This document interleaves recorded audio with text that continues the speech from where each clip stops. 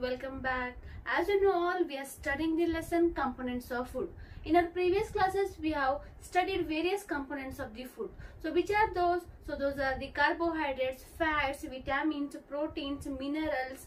So various components we have studied. Also we have studied in our previous class about the fiber. So today we are going to study another component of the food, that is the water. Water is also very important food component, we can say.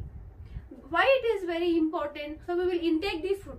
That from that food nutrients should be absorbed by our body. So who helps in that? Water helps to absorb. Also waste products should be removed out from the body. So who helps to remove the waste products from the body? Water helps to remove the waste products from our body in the form of the urine and the sweating. So water is very important component, we can say. So in this class in today's class we are going to study in detail about the water and also about the balanced diet. So let us start today's topic, water. So you know all, water is essential food component for each and every cell of our body, also for tissues and also various cell organelles. For each and every part of our body, water is very important, we can say here. So you know that 70% of our body weight is made up of the water. So water is very important component. So it performs various functions in our body. So it's very important, I have said you. Let us study the importance of the water. So water is important for various functions, I have said. For what all the things it is required, it is important. So here it helps to absorb the nutrients and also for the transport the various food substance to each and every part of our body. So what will happen? Water helps to absorb the nutrients. That absorbed nutrients should be transferred to each and every part of the body. Is it right? It will be done by water. So next is water. It collects and removes the waste from the body in the form of the urine and the sweats. So what it does? It collects the waste material. So you know that in the process of the respiration, digestion. So what happens there? Waste products will be produced. So that waste products, how should it will be removed? So it should remove from in the form of the urine, sweating, otherwise it may be in the form of the stool. So that waste products should be removed out. So mainly all the waste products will be removed by the urine and the sweats.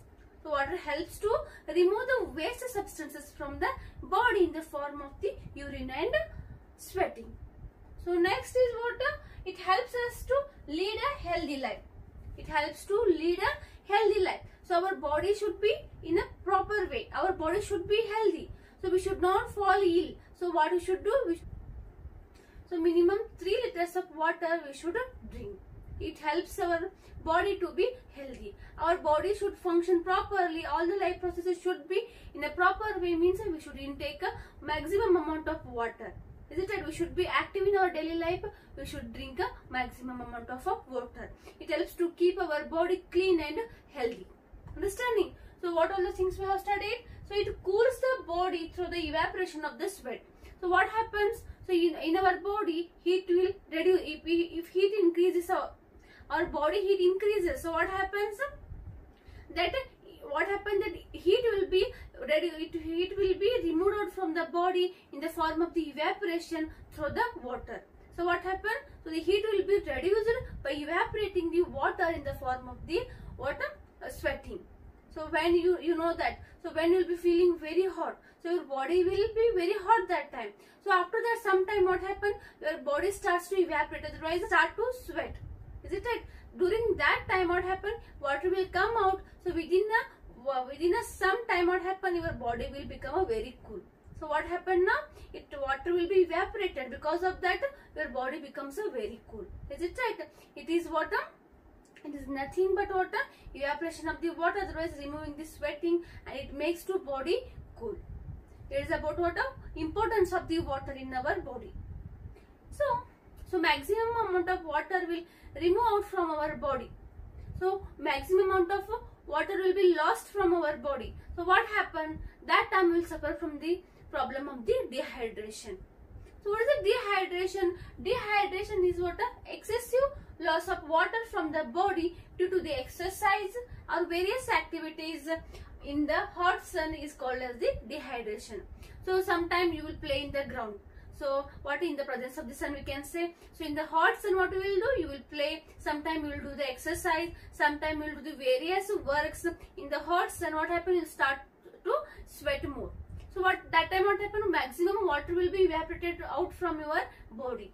So that time what happen, so whatever the percentage should be there in the water, whatever the percentage should be there in your body, so it will be not there. So its percentage will reduce. So because of the reduction of the percentage of water, you will suffer from some of the problem that is called as the dehydration. So it's what excessive loss of the water from the body by the various processes or the various activities which will be performed under the hot sun. It is called as the dehydration. So what happened in our daily life, we should intake a proper amount of water. Because of that what happened, our body will be normal conditions, our body will be healthy by intaking a proper amount of the water in our daily life. Understanding? So how the water loss will be replenished? So it will be replenished by drinking the various water content foods. Otherwise, what we can say, like you can take the juice, you can take the tea, milk. So all the liquid foods we should intake. By that what happen, we will intake the maximum water content. By that our body water level will be it will be balanced. Our body water level will be balanced by intaking the various liquid products. Understanding? So it will be replenished by intaking the various liquid products. You can take a juices, you can take a coconut water, so and also you can take a curd milk. So varieties of a liquid food if you intake, so water balance of your body it will be maintained. Then you can keep your body healthy. Understanding? It's about the water and its importance. Okay, I hope you understood about the water and its importance for our body. So next we'll go to the next part, that is the balanced diet. So what is a balanced diet? So you all will have the diet in your life. So day-to-day activities, so everyone will have the diet. Otherwise you will have the food. So that food is a balanced diet or what? So how to understand? So we are studying here about the balanced diet.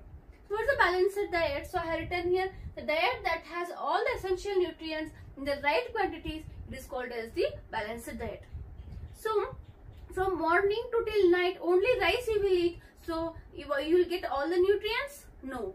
Because only rice will be containing, it may be carbohydrate, some vitamins it will be containing. Only we get the carbohydrate and vitamins. If you eat only chapatis means you may get some vitamins and the proteins. Is it right? So only will drink milk means, so only some nutrients you will get.